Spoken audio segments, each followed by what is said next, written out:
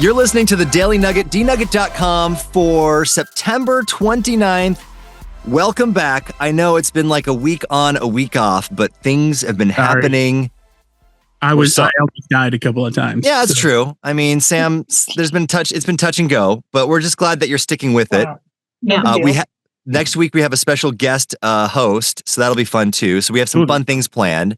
Like we're not giving up on you, so don't give up on us. That's what I'm saying. All 7 of you. That was our sincere apology. Yes. Mm-hmm. Forever yours, XOXO. I'm Andy, the host here. Sam, awesome producer. Janelle, you just heard her. She is awesome in the blue shirt. Yep. And are you in your is this the official Cheetos Bowl studio? Is that where you are, Janelle? What? The moment you like the Cheetos Bowl. The Cheeto jar. Jar. Get it right, Andy. Come on. No, I know. No, that's long gone. I don't know what happened to that. I'm going to get a glass jar and put Cheetos in it and stick it behind me. We need to. You know, some people along with this little potato or this little nugget thing that my daughter crocheted for us, and the snake plant to help me breathe better down here. Okay. Nice. I like that. She should make more of those. That's awesome. Jenn is rocking I'll see if I can get her to make more. The Pippi Longstocking braids. Yeah. Pippi's got nothing on these. You kidding me? Weren't hers sideways though? Hers were fun fact. I was Pippi Longstocking for a few Halloweens growing up. I had super long hair that I would like sit on. It was so long. And my mom would braid it onto a dowel rod and it literally stick straight out. And I had to like turn sideways to go through doorways, but I won prizes, man. Oh, I'm sure. It's very popular. That's commitment. You know what? Show and tell. We need to see pictures. Okay. See what I can find. I was going to say there's got to be pictures. There's got to be pictures. Oh, boy. I don't know. Maybe that kind of leads into what we're talking today. It is Jesus Religious Sunday.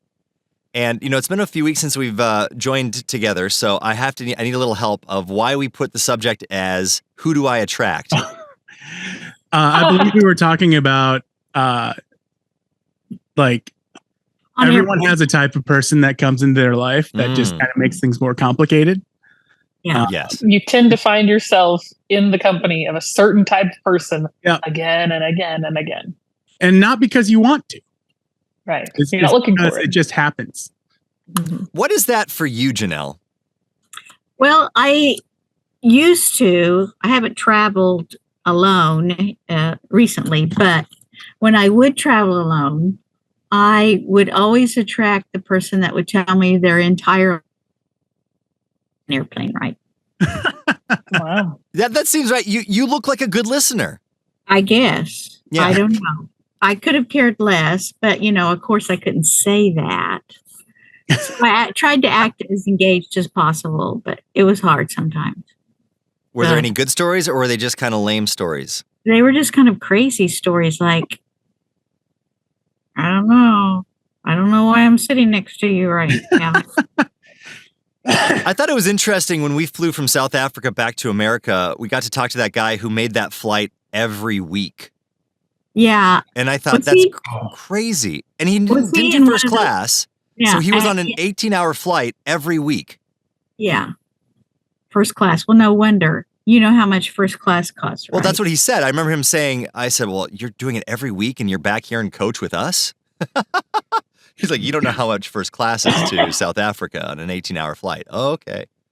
Can you imagine? Yep. See, I thought that was kind of interesting, but maybe that's because that was the only interaction I had with him. You must have heard the rest of his life story. It takes 2 days to get there, and it takes 2 days to get back. He doesn't have much of a week left.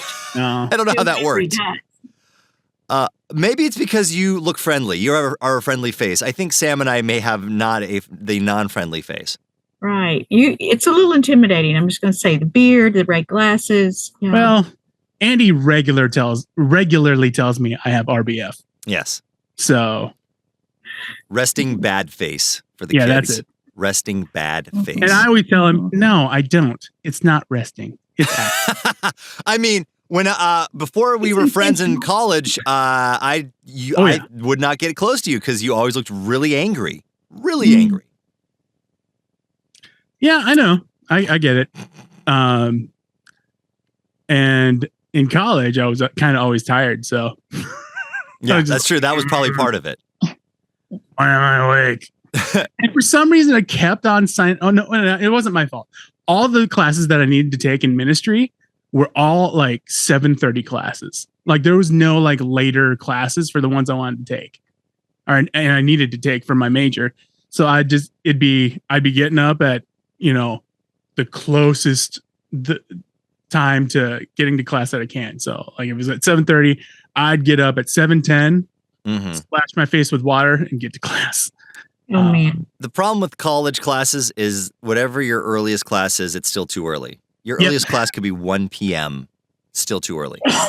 And it might have just been Northwestern because we had chapel at 10:30 every day.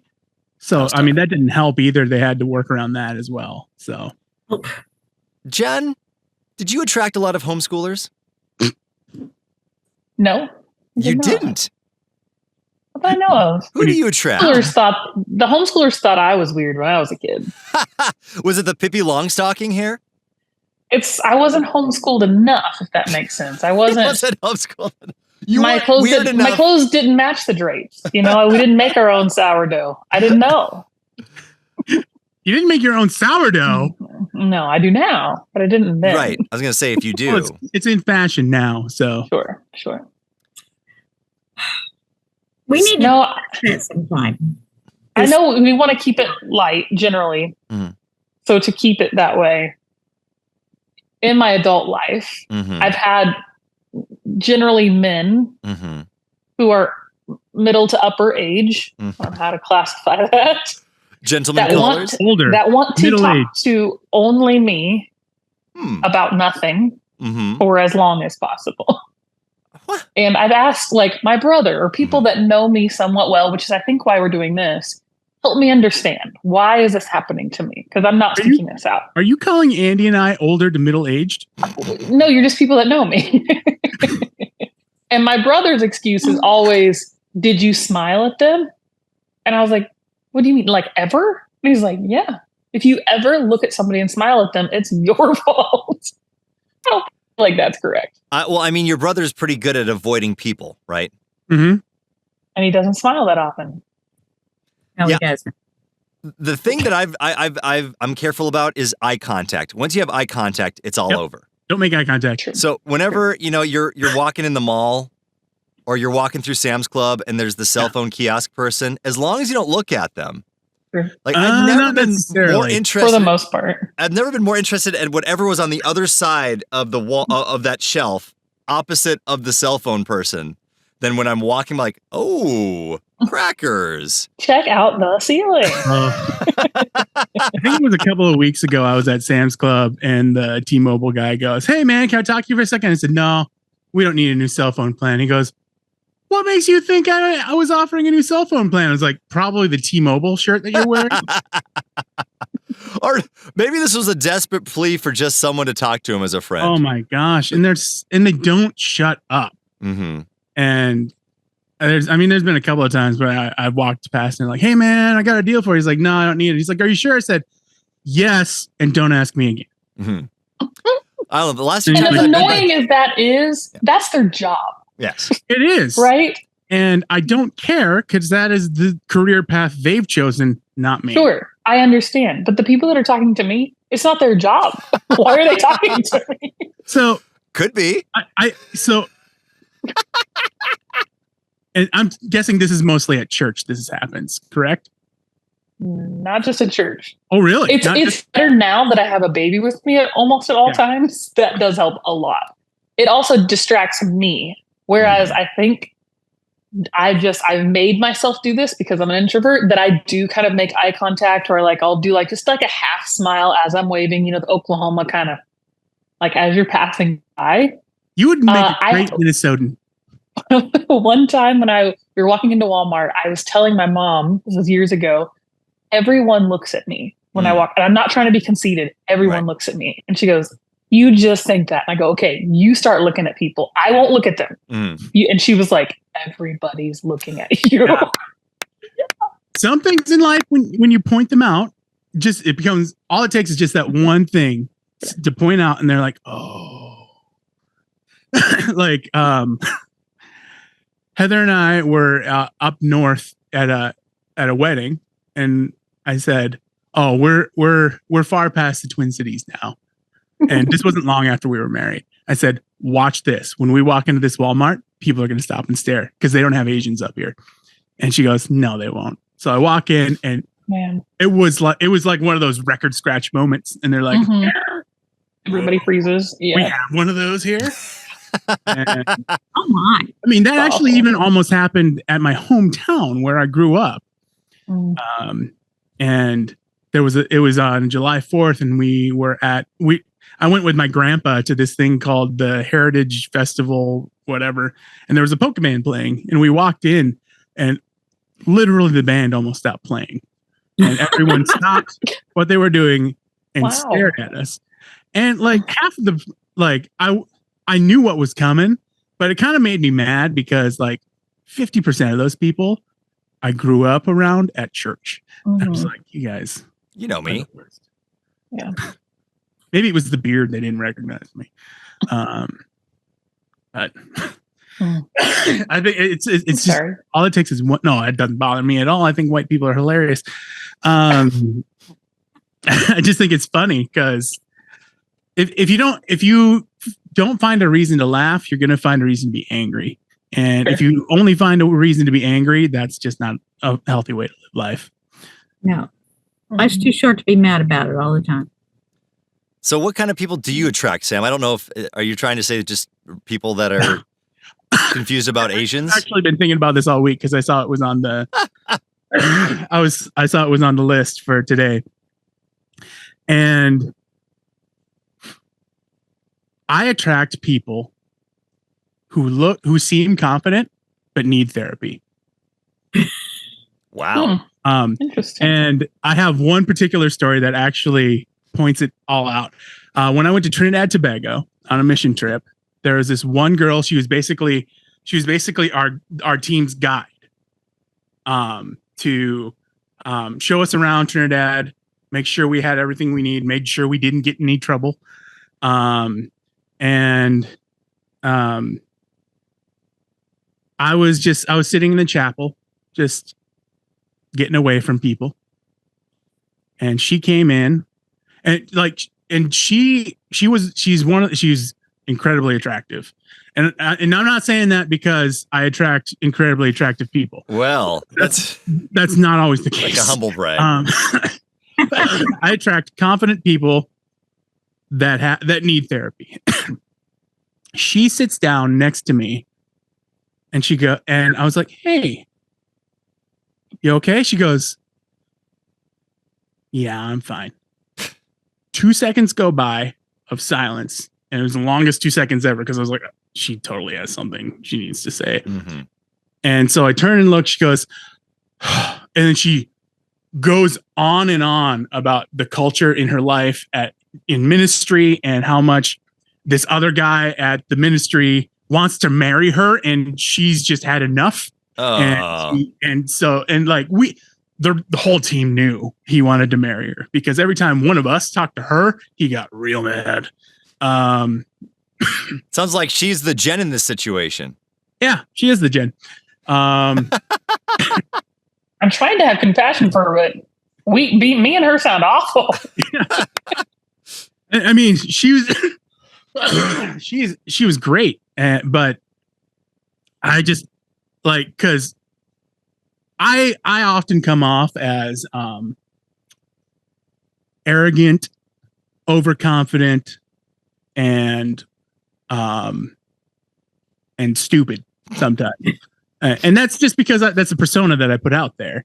That's how I get to know people. I'm just like, hey, if I'm going to do something stupid, I want to see how you react. That's kind of my life.